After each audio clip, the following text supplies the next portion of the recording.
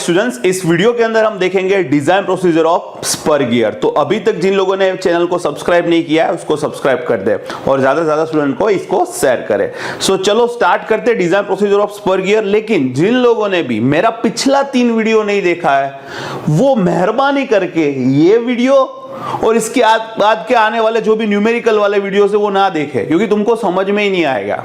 ये वीडियो और अभी जो भी आगे वीडियो आएंगे उस सभी को समझने के लिए 3 वीडियो आपको आना बहुत जरूरी है। एक beam strength of gear, second wear strength of gear और third method of finding dynamic load और you can say effective load by Buckingham method and velocity factor method. तो ये पिछले 3 वीडियो अगर तुमने नहीं देखे हैं तो इस वीडियो को मत ही देखना, नहीं समझ में आएगा कुछ, मैं कुछ मदद नहीं कर पाऊंगा तुम्हारा, मैं ऐसे हाथ खड़े कर देता हूं, ठीक है।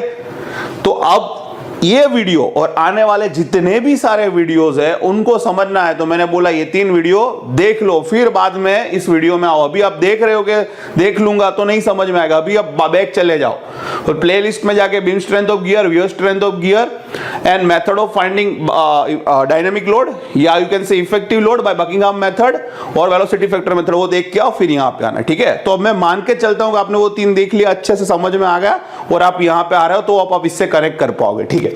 तो अब जब भी न्यूमेरिकल गिनेंगे तो हम न्यूमेरिकल में हमारा अप्रोच क्या रहेगा, what will be our method, how we gonna proceed. So इसको हम बोलेंगे design procedure for spur gear. अरे भाई एक वीडियो देख लिया ना, लाइव झिंगा लाला हो जाएगा तुम्हारा, इसको देख डाला तो लाइव झिंगा लाला। मैं आपको श्योर बोलता हूं आप ऐसे गिनोगे, आप ऐसे वीडियो गिनोगे स्पर गियर के, आप ऐसे कैलकुलेट करोगे, ठीक है। सो मैं आपको बोल देता हूं आज का जो अब ये होने वाला है, पूरा दिन मैं चलाऊंगा वीडियो, यहाँ पे वीडियो की बारिश होने वाली है, ठीक है। तो ये डिजाइन प्रोसीजर आपने समझ लिया, यूं आ जाएगा यूं आपको, ठीक है। So let's start without wasting time. तो सबसे पहले जब भी हमको न्यूमेरिकल दिया होगा तो उसमें कोई गिवन डेटा दे के रखा होगा, बोले ये है और अब डिजाइन करो या फिर ये फाइंड करो या फिर वो फाइंड करो। तो सबसे पहले मेरे प्यारे बच्चों, जब भी आप डिजाइन प्रोसीजर यानी जब भी आप डिजाइनिंग करोगे, आप एग्जांपल को सोल्व करोगे, तो ये समझ लेना कि सबसे पहले हमें फाइंड करना होता है कि जो तुम्हें गियर और पिनियन ये तुम्हें न्यूमेरिकल के अंदर दिया हो गया होगा, तो उन दोनों में से वीकर मेंबर कौन होगा वो तुम्हें फाइंड करना है। जो वीकर मेंबर होगा उसी पे हम सारे इक्वेशन लगाने वाले हैं, ठीक है। तो सबसे पहले the first and foremost thing तुमको क्या करना है, सबसे पहले तुमको क्या करना है कि तुम्हें गियर और पिनियन न्यूमेरिकल के अंदर तुमको ये दिया होगा, तो सबसे पहले तुम्हें ये पहचानना है न्यूमेरिकल के अंदर कि इसमें से गियर कौन है और पिनियन कौन है। स्टेप 1, जो तुम्हें डेटा दिया गया उसमें से गियर कौन है या पिनियन कौन है उसको पहचानो। तो अच्छे तरीके से पढ़ना है। हाँ सर मुझे पता चल गया ये गियर है ये पिनियन है, तो उस हिसाब से तुमको गियर का जो भी डेटा दिया गया होगा वो भी पता चल जाएगा और पिनियन का जो भी डेटा दिया होगा वो पता चल जाएगा। हाँ सर एक बार मैंने गियर और पिनियन कौन है ये मुझे पता चल गया, तो फिर दोनों के डेटा तो ढूंढ ही लूंगा। ओके ठीक है, फिर बेटा तू क्या करेगा, स्टेप 2 में अंदर अब तू डिजाइन प्रोसीजर स्टार्ट करेगा। तुझे समझ में आ गया कि ये गियर है ये पिनियन है ये उसका डेटा है। अब स्टेप 2 में तू बेटा डिसाइड करेगा कि इन दोनों में से यानी गियर और पिनियन में से वीकर मेंबर कमजोर कौन है। इन दोनों में से जो कमजोर होगा जो वीकर होगा उसी के लिए ही हम ये सारे के सारे कैलकुलेशन लगाएंगे। तो बोर्ड के ऊपर आपको जितने भी कैलकुलेशंस दिख रहे हैं वो सारे के सारे वीकर मेंबर के लिए हम लगाते हैं, ठीक है। तो सबसे पहले जिसमें जो भी वीकर मेंबर होता है उसके लिए हम डिजाइनिंग करते हैं। तो हम मान लो कि हमको कैसा पता चलेगा, सर आपने बोल दिया कि हाँ ये तो समझ में आ गया दोनों में से जो वीक होगा उसके लिए हम डिजाइन करेंगे, पर कैसे पता चलेगा। तो पता चलने का 2 तरीका है। पहले अगर तुमको दे दे न्यूमेरिकल के अंदर कि दोनों का मटेरियल सेम है, यानी गियर और पिनियन, वो बेटा बोल रहा है तुमको न्यूमेरिकल के अंदर कि दोनों का मटेरियल सेम यानी दोनों सेम मटेरियल से ही बना है, तो तुमको क्या करना है, तो तुम्हें बाय डिफॉल्ट पिनियन को वीक लेके चलना है। हाँ सर अब मुझे समझ में आ गया, अगर केस 1 ऐसा होगा कि जिसमें गियर और पिनियन दोनों एक ही मटेरियल के बने होंगे, तो सर मुझे बाय डिफॉल्ट पिनियन को वीक मेंबर ले लेना है और पिनियन के लिए ही सारा डिजाइनिंग करना है। ये समझ में आ गया, okay clear. Very good. So step 1 तुम्हारा क्लियर हो गया। अगर स्टेप 1 नहीं बोलूंगा, इसको केस 1 बोलूंगा, ठीक है। तो अगर दोनों सेम मटेरियल के बने हुए हैं तो तुम पिनियन को वीकर मेंबर लेके चलोगे। अब सर पर ऐसे हो गया कि सर दोनों का मटेरियल सेम नहीं है, दोनों डिफरेंट डिफरेंट मटेरियल के बने। मान लो कि गियर बना हुआ है कास्ट आयरन का और पिनियन बना है स्टील का, तो सर अब ये दोनों के मटेरियल अलग अलग है, तो इसमें से कौन सा वीकर मेंबर होगा? तो अब मेरे प्यारे बच्चों, अब सेकंड टेक्निक आती है। अगर मटेरियल डिफरेंट हुआ तो तुम कैसे पहचानोगे? तो तुम्हें इसके प्रोडक्ट से sigma B into Y, sigma B क्या है? Bending stress, working bending stress, और वाई क्या है? उसको हम बोलते हैं लुईस फॉर्म फैक्टर। ये पूरा मैंने पिछले वीडियोस के अंदर समझाया हुआ है।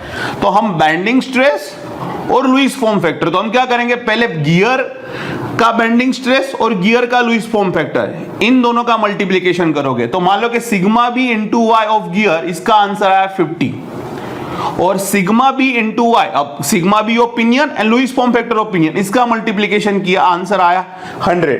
तो सर इसमें से कम वैल्यू किसकी आ रही है? तो सर इसमें सिग्मा बी वाई गियर का कम आ रहा है और सिग्मा बी वाई पिनियन का ज्यादा आ रहा है, तो जिसका कम होगा ना वो वीकर हो जाएगा। समझ में आया?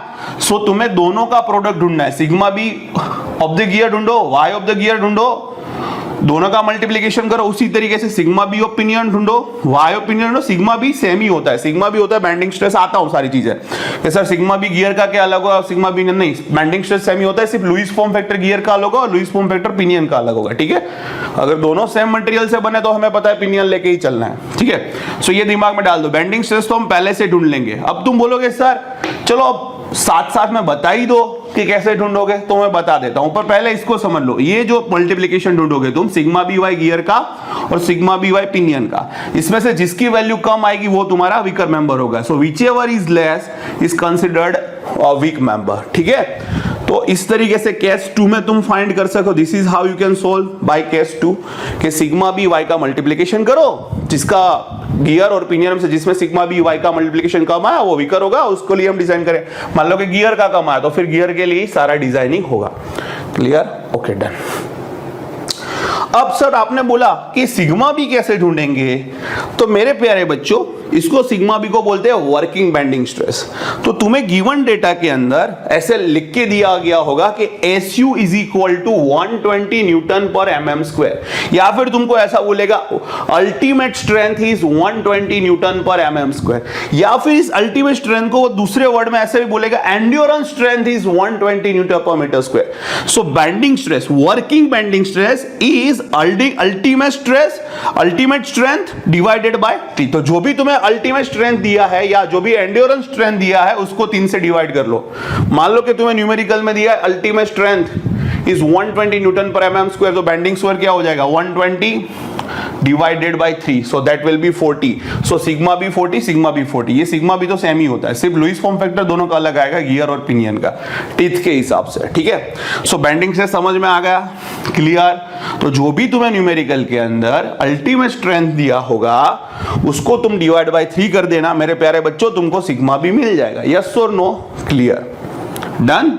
और ये यूनिट याद रखना है, ये न्यूटन पर mm स्क्वायर में ही होगा, अगर नहीं है तो न्यूटन पर mm स्क्वायर में रखना है तुमको, मेगा पास्कल और सारा कन्वर्जन सीख लेना, ठीक है, अलग अलग यूनिट्स का। चलो अब सर आपने बोल दिया कि सिग्मा बी तो हमारे पास हो गया है ना, वो तो जो भी वर्किंग बैंडिंग स्ट्रेस होगा वही सिग्मा बी गियर का होगा, वही सिग्मा बी पिनियन का होगा। अब सर वाई गियर और वाई पिनियन कैसे ढूंढेंगे, यानी Lewis form factor of gear और Lewis form factor of pinion कैसे ढूंढेंगे? तो मेरे प्यारे बच्चों इसका 2 तरीका है। एक तो डिजाइन डेटा बुक से आप ढूंढ सकते हो, या फिर कभी कभी वो न्यूमेरिकल के अंदर क्या करेगा कि आपको कोई मैन्युअल इक्वेशंस दे देगा, जैसे कि यहां पे एक मैन्युअल इक्वेशन देके रखा हुआ है, y Lewis form factor y equal to 0.55 minus 2.642 divided z 420 degree, ऐसा लिख के दे देगा। तो z यानी नंबर ऑफ टीथ।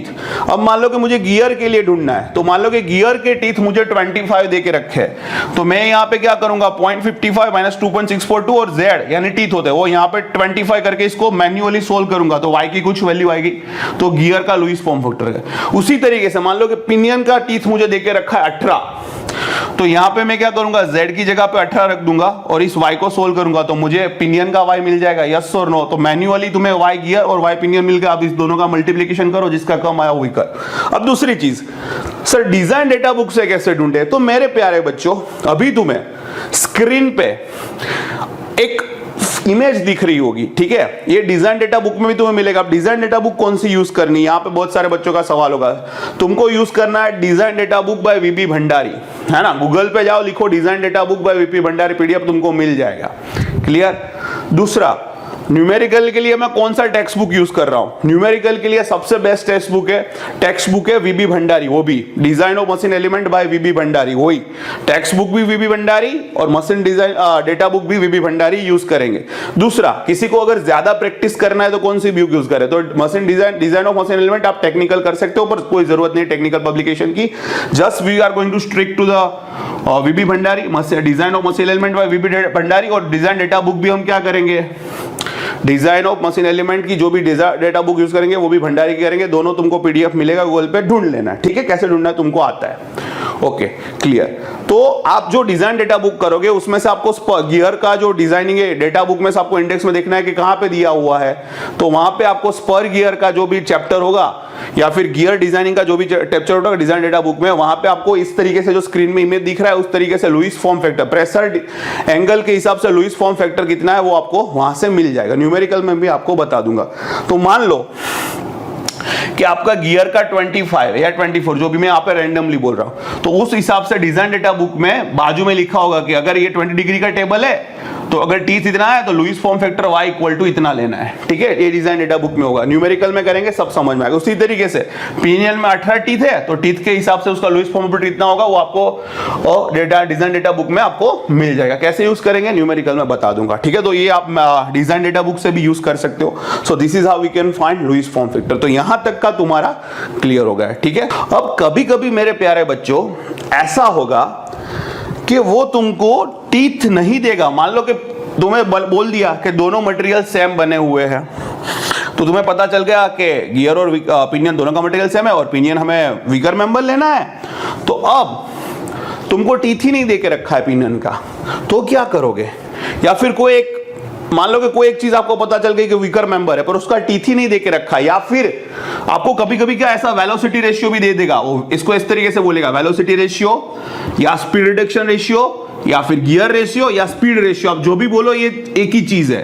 तो ये आपको पता होना चाहिए, मैं आपको पढ़ाया था। ये क्या होता है, ZG अपॉन ZP, यानी number of teeth of gear upon number of teeth on pinion, या फिर diameter of gear upon diameter of pinion, या फिर RPM of pinion upon RPM upon gear. अगर इस इक्वेशन का यूज करके भी आपको नंबर ऑफ टीथ जो वीकर मेंबर का है वो नहीं मिल रहा है, इसका मतलब यू हैव टू एज्यूम।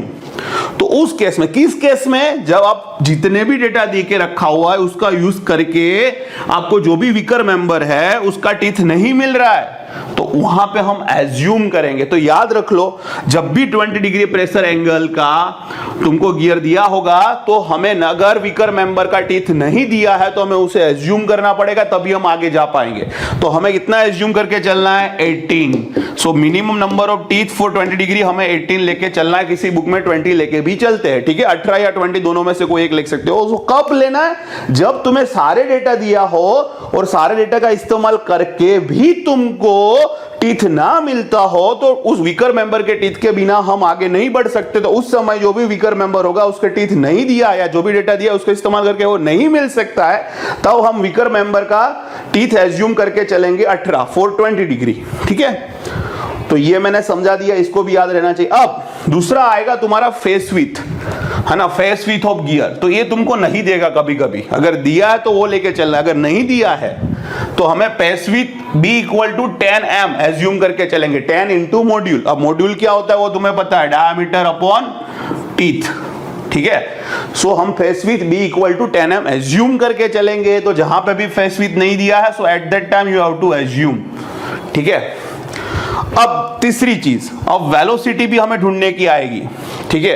तो वेलोसिटी गियर की ऐसे ढूंढेंगे तो इसके लिए हम इक्वेशन यूज करेंगे पाई डी एन अपॉन 60। अब बोलोगे सर ये 10⁻³ क्यों आया? तो मेरे प्यारे बच्चों यहाँ पे हम जो भी वैल्यू लेंगे वो mm में होनी चाहिए। जैसे कि ये वर्किंग बेंडिंग से न्यूटन पर mm² में होगा, मॉड्यूल भी हमारा mm में आएगा, ठीक है, टॉर्क भी हमारा न्यूटन इंटू mm में होगा। उसी तरीके से यहाँ पे जो डायमीटर होगा वो भी mm में होगा, पर हमें वेलोसिटी चाहिए वो मीटर पर सेकंड में चाहिए होगी। तो ये डायमीटर mm में है तो मीटर पर सेकंड में चाहिए, तो मुझे नीचे डिवाइड में 10⁻³ करना पड़ेगा, ठीक है। तब तुमको वेलोसिटी कितना मिलेगा?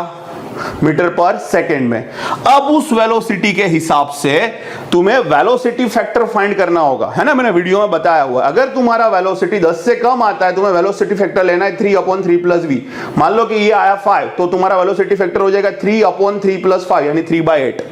10 और 20 के बीच में आता है तो तुम्हें लेना है 6/6 + v वेलोसिटी फैक्टर, या 20 से ज्यादा आता है तुम्हें लेना है 5.6/5.6 + √v। समझ में आ गया? किसी किसी किताब में इस वेलोसिटी फैक्टर को केवी करके भी बोला जाता है, तो कभी न्यूमेरिकल में केवी दे तो भी समझ लेना वो वेलोसिटी फैक्टर की बात कर रहा है। समझ में आ गया? नहीं समझ में आया तो न्यूमेरिकल में समझ जाओगे, अभी इतना याद रखना है, ठीक है। अब दूसरी चीज तुमको चाहिए होगी, वो चाहिए होगा सर्विस फैक्टर। तो सर्विस फैक्टर क्या होता है? Starting torque upon rated torque. अगर तुम्हें न्यूमेरिकल में ऐसे दे देगा starting torque is 150% of rated torque, तो सर्विस फैक्टर कितना हो जाएगा? सो इट विल बी 1.5, ठीक है। तो सर्विस फैक्टर तुमको देके रखा होगा वो होगा CS, starting torque upon rated torque. कभी कहीं किताबों में सर्विस फैक्टर को K से भी डिनोट किया जाता है, तो याद रख लेना इस चीज को, ठीक है। CS को कहीं K भी बोलते हैं और CV को कहीं कहीं पे KV भी बोलते हैं, ठीक है। तो इतना समझ में आ गया, सिर्फ समझना है मेरे प्यारे बच्चों, न्यूमेरिकल में आपको सब समझ में आ जाएगा, पर इतनी चीजें तुम्हें समझ में होनी चाहिए। अब मॉड्यूल हमें ढूंढना होगा तो हम इस इक्वेशन का इस्तेमाल करेंगे। तो मॉड्यूल ढूंढने के लिए इस इक्वेशंस को you have to mug up, ठीक है, ये आपको मग अप करना पड़ेगा, ये डेटा बुक में नहीं होगा, you have to mug up. So m होगा 16 × 10⁻6 upon pi into bracket kilowatt, यानी जो भी पावर आपको देके रखा होगा, CS यानी सर्विस फैक्टर आपको देके रखा होगा, FOS यानी फैक्टर ऑफ सेफ्टी आपको देके रखा होगा, डिवाइड बाय Z। पर किसका Z? जो वीकर मेंबर है उसका करना है। जो भी ये कैलकुलेशन तुमको लगाना है वो वीकर मेंबर के लिए लगाना है। जो भी आया, मान लो पिनियन आया तो पिनियन का Z, गियर आया तो गियर का Z, सारे चीज इस तरीके से लगेगी।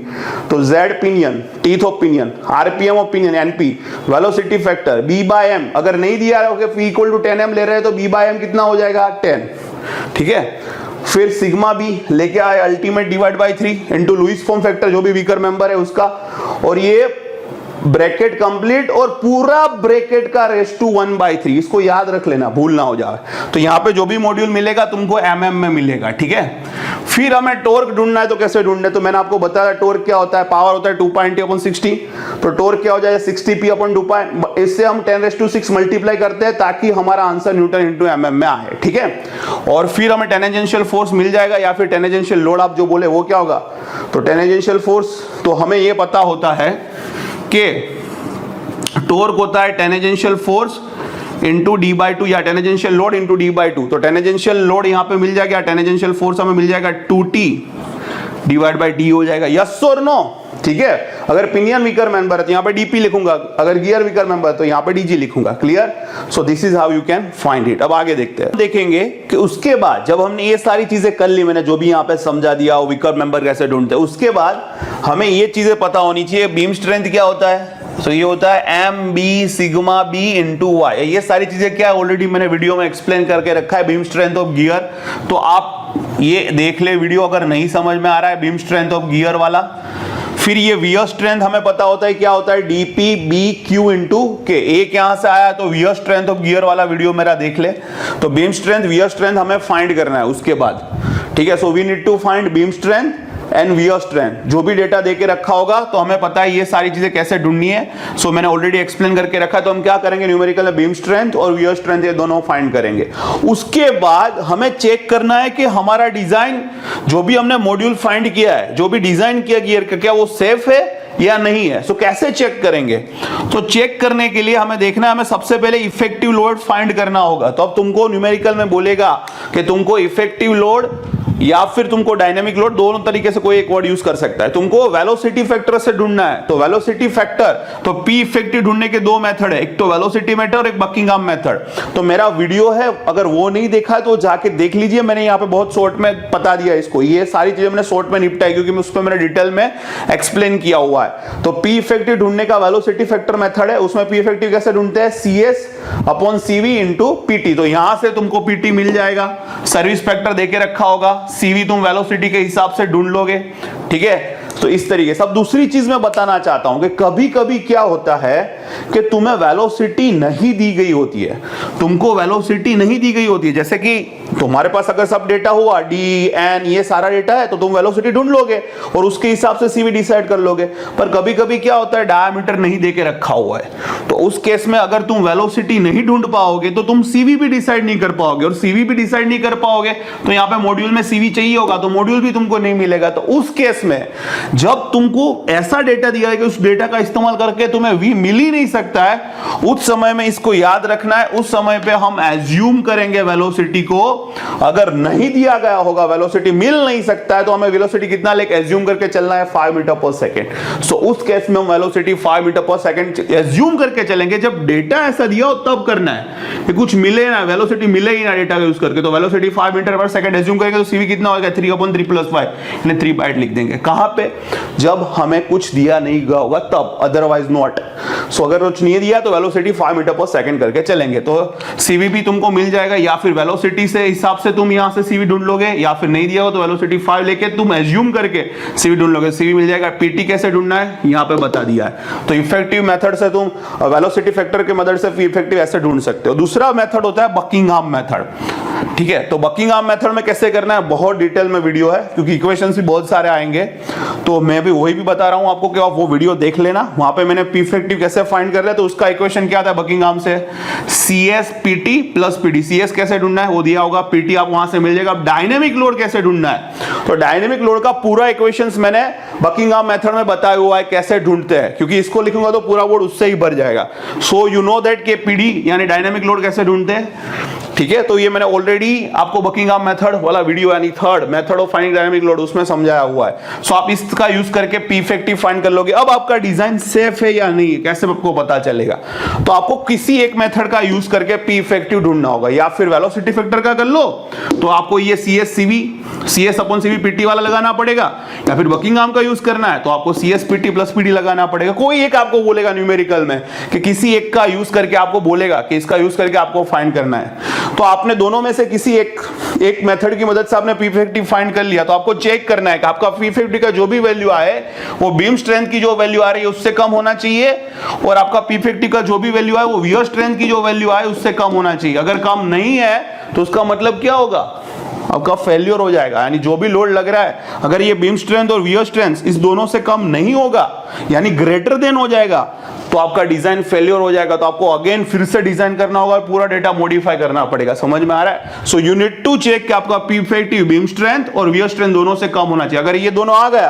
तो आपने जो मॉड्यूल ढूंढा है वो सही ढूंढा है और आपकी डिजाइन कैसी है, सेफ है। ठीक है, so this is how we need to comment कि डिजाइन सेफ है या नहीं है। ठीक, अभी आपने जो भी डिजाइन प्रोसीजर है वो देख ली, और एक चीज अभी और याद रखनी है, कभी कभी हमें फैक्टर ऑफ सेफ्टी अगर दिया गया होगा और पी इफेक्टिव हमने ढूंढ लिया है, अब पी इफेक्टिव आप बकिंघम मेथड से ढूंढते हो या वेलोसिटी फैक्टर मेथड से ढूंढते हो उससे कोई फर्क नहीं पड़ता है। अगर आपको एक बार पी इफेक्टिव मिल गया है और आपको factor of strength factor of safety देके गई है, न्यूमेरिकल के अंदर आपको देके रखा हुआ है फैक्टर ऑफ सेफ्टी, तो पी इफेक्टिव को अगर आप फैक्टर ऑफ सेफ्टी से मल्टीप्लाई करोगे तो आपको बीम स्ट्रेंथ मिल जाएगा। या फिर आपको पी इफेक्टिव मिल गया है, बीम स्ट्रेंथ आपने ढूंढ लिया है और फैक्टर ऑफ सेफ्टी आपको थियोरी के अंदर दिया गया है, so P effective into factor of safety multiply करोगे तो वियर स्ट्रेंथ मिल जाएगा। तो कभी कभी क्या होगा कि आपको वियर स्ट्रेंथ ढूंढना है तो आपको क्या करना है, फैक्टर ऑफ सेफ्टी थियोरी के अंदर दिया गया होगा, पी इफेक्टिव आपने ढूंढा होगा तो P effective into factor of safety कर दीजिए, वियर स्ट्रेंथ मिल जाएगा। या फिर उल्टा भी सोच सकते हो कि आपने पी इफेक्टिव ढूंढ लिया है, आप फैक्टर ऑफ सेफ्टी देके रखा तो P effective into factor of safety multiply कर दोगे तो बीम स्ट्रेंथ भी मिल जाएगा। So you need to remember beam strength equal to P effective into factor of safety, wear strength equal to P effective into factor of safety. बहुत जगह पे इसका इस्तेमाल करेंगे। कभी कभी हमको थियरी में दिया नहीं गया होगा फैक्टर ऑफ सेफ्टी, हमें ढूंढना होगा, वो बोलेगा फैक्टर ऑफ सेफ्टी फाइंड कीजिए। So can we write factor of safety equal to beam strength upon P effective effective, या फिर can we write factor of safety is equal to wear strength upon P effective, yes और no, तो इसका हमें use करना पड़ेगा। तो बस यही चीज हमको याद रखनी है, क्लियर। तो उस हिसाब से मैंने आपको थोड़ा थोड़ा ऊपर से बता दिया, तो ये एक समझना था स्टोरी टेलिंग की तरह। अब ये आप समझ में आ गया और आपने 3 वीडियो देके रखे हैं, beam strength, wear strength and method of finding dynamic load by velocity factor, Buckingham method और डिजाइन प्रोसीजर वाला वीडियो। अब आप ऐसे चुटकी में सोल्व करोगे, क्लियर। तो बस यही समझना। दूसरी चीज, डेटा बुक कौन सी यूज करनी है, वीबी भंडारी। न्यूमेरिकल किस में से कराऊंगा, वीबी भंडारी में से, ठीक है। तो ये दोनों चीज आपके पास होनी चाहिए। सो उस हिसाब से हम करेंगे सारी चीजों को, ठीक है। सो मिलते हैं नेक्स्ट वीडियो में। इसको शेयर करो, सब्सक्राइब करो और लाइक करो।